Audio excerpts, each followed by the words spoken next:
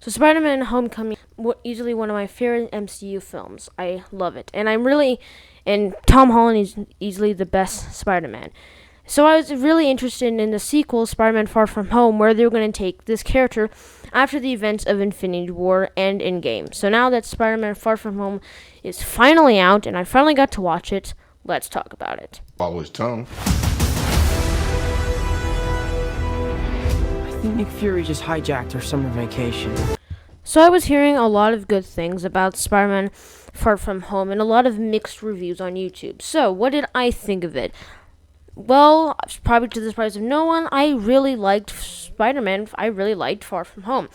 It's a very good movie, but has a bit of flaws which we'll get into. And since this film's been out for a while now, this is just going full spoilers. If you've not seen it, go watch it and then come back to this review, because I just need to talk about full-on spoilers in this review. Okay, now that that's all out of the way, let's talk about it. First things, casting characters. Tom Holland is still the best Spider-Man. He's funny, he's likable, and he's really relatable as Peter Parker. And he's really great as Spider-Man. He's funny, he's witty, but he doesn't get annoying, and he's really great in this film. This isn't really just a nitpick, this is just something I noticed. And they really take advantage of that Tom Holland can cry. It's not a problem, it's just something that I found interesting and kind of odd, because in every single Spider-Man movie, he kind of just cries off. So, but it works for this movie's character. All the other casting, Happy Hogan's also in this movie, and Jon Favreau does a great job in that. Aunt May's also really good. They have a pretty good relationship that's funny in its own right, but it doesn't take off an amazing amount of screen time. Zendaya as MJ is also really good. In the first film, she was kind of off to the sidelines, and in this film, she's front and center, and she's really good with Peter, and her end of figuring out that Peter is actually Spider-Man was a really good and funny scene, and they have good chemistry. Ned is also in this film, but he's not in this film as much as I thought he was going to be. In his relationship with the blonde girl from the first film, the joke kind of does go on for a long time, but I liked them together. And them breaking up at the end of the film is kind of abrupt. So it's kind of seemed like they were dating for kind of a joke, and that was going to be like the joke. Hey, Ned got a girl, and it was supposed to be a joke. And it was funny. It's just I think the joke went on for a bit too long. Nick Fury and Mayor Hill was also really good in this film, and the twist that they were actually Skrulls because Nick Fury, I guess, went on a vacation. That was really, really funny, and I did not see that coming. But yeah, Nick Fury was really good. He was a bit harsh in this film, like Tony was in Homecoming. Two characters that you really like, and in other films they were really likable and you really like him, like I did Tony in Homecoming. I didn't really like him because he's a bit of a jerk. Same with Nick Fury. The things he has and says to not Tony, Peter in this film, even though he is a 16-year-old kid, is kind of harsh.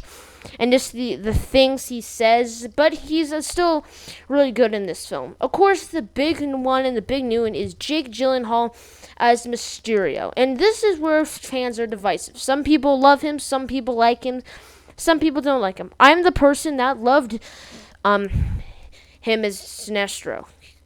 I think that's his name, Sinestro. Mysterio, not Sinestro. Mysterio. He was really funny and likable. In the beginning, he's this good guy that's trying to take on these elemental monsters, and him and Peter have great chemistry, and they have a lot of likable moments. Of course, the bar scene is one of the most obvious moments of... It is made for exposition, but since Jake Gyllenhaal is giving the exposition, and he's really funny as charismatic as in this, and giving all this exposition was really funny and interesting. And of course, when he turns into the actual villain, it was really cool, and he was really funny, and I could tell that he was having a blast with it. And I just found this interesting. Even though Tony's dead, he still is starting all these villains. The past two Spider-Man villains in the MCU have been created by Tony's incompetence and kind of him as a jerk. In Homecoming, it was the Vulture because Tony kind of took down the business, and in this, it's, well, the same kind of reason. So I just want to say, even in death, Tony is still making all sorts of villains And I really do like Mysterio's suit, and he was really good in the action scenes, and he was really fun and likable. The visual effects are really good. There is some noticeable, like sometimes in the final battles, Spider-Man's suit does look a bit rubbery and CGI-ish, but of course the Spider-Man suits, I love them all. In the black and red one is one of my favorite Spidey suits. Really enjoyed that one. And Mysterio's costume is very comic accurate, but it also doesn't look cheap or silly. And Mysterio actually dying in the very end, or this actually knowing that one of the big twists in this film is he's the actual environmentals are actually projectors made by Mysterio, and he's actually not from another planet. It's just him doing this kind of joke to become the next Iron Man or one of the greatest superheroes. And this movie's also really funny. Not all the jokes land, but it was really, really funny. So that's what I liked. So let's talk about what I didn't like. The bar scene is very frustrating.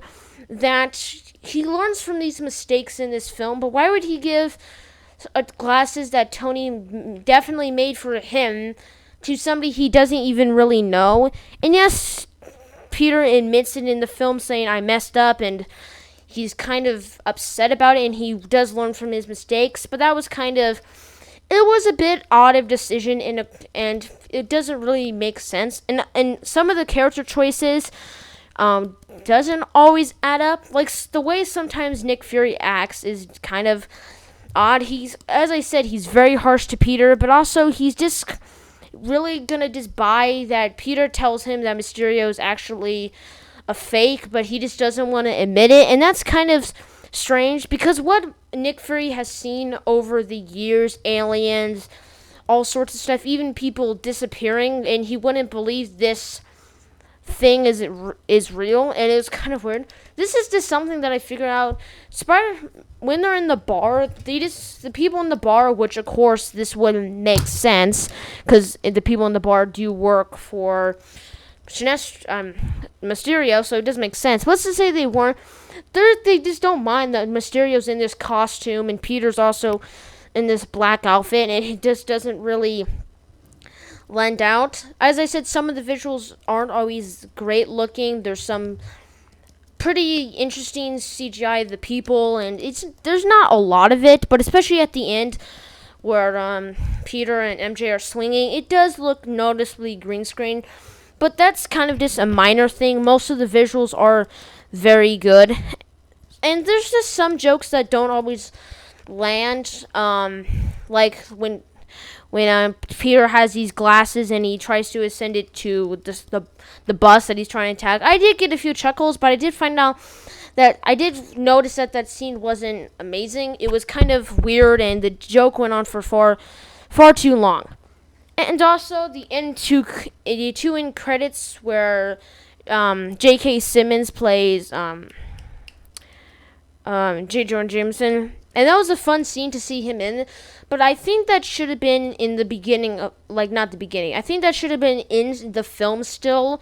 Because it's such an amazing, it's a needed plot point. Because Mysterio ends up telling everyone in his video before he died that Spider-Man is Peter Parker. So I think that should have been in the film. And of course, the squirrel one at the very end was a cool mashup. So in the final verdict, Spider-Man Far From Home is a very funny, really enjoyable film. I think I liked it a tad bit more than Spider-Man Far From Home, but there is more noticeable plot holes in Homecoming, but I still enjoyed it a bit more. It has great action, really good humor, and really fun and interesting characters. I'm really excited to see where they take the MCU Spider-Man films from here. I'm going to give Spider-Man Far From Home an A-. So those were my thoughts on Spider-Man Far From Home. What do you think of these? Let me know all your thoughts down in the comment section below. If you guys like this video, you guys can like it and check out my Instagram at general_Daniel and subscribe for more content like the one you just watched. Thanks for watching, and I'll see you next time. General out.